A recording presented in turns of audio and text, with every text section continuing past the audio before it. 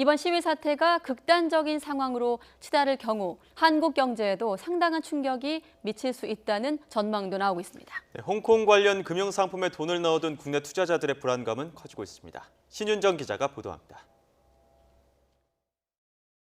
지난해 우리나라의 대홍콩 수출액은 460억 달러, 약 56조 원으로 중국과 미국, 베트남에 이어 네 번째로 큰 규모를 기록했습니다. 주요 수출품은 반도체로 대부분 중국으로 다시 수출됩니다. 동아시아의 금융 물류 허브인 홍콩이 우리나라 핵심 수출 품목의 중국 시장 진출에 교두보 역할을 하는 셈입니다. 이에 따라 홍콩 시위가 더 악화하면 금융시장의 불안은 물론 중개무역 등 실물 경제도 타격을 받을 거란 우려가 나오고 있습니다. 중국 중앙정부가 홍콩 사태에 직접 무력으로 개입할 경우 미국이 홍콩에 부여한 특별 지위를 철회할 수 있는 빌미를 줄 수 있기 때문입니다.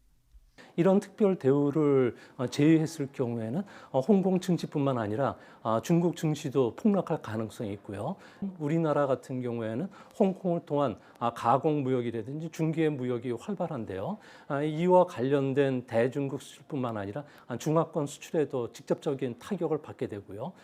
특히 미중 무역 분쟁과 일본의 수출 규제 등 대내외 불확실성이 큰 상황이어서 우리 경제에 미칠 충격은 더 커질 수 있습니다.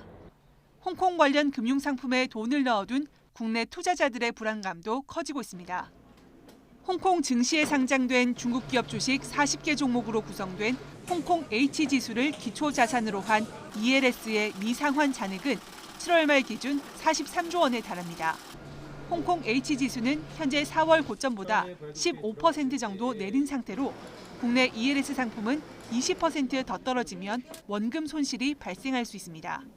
금융감독원은 지난 16일 연 금융상황 점검회의에서 H지수 연계 ELS의 손실 가능성이 아직은 희박한 상황이라고 진단했습니다.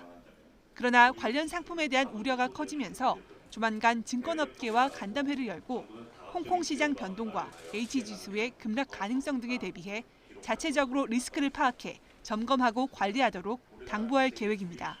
YTN 신윤정입니다.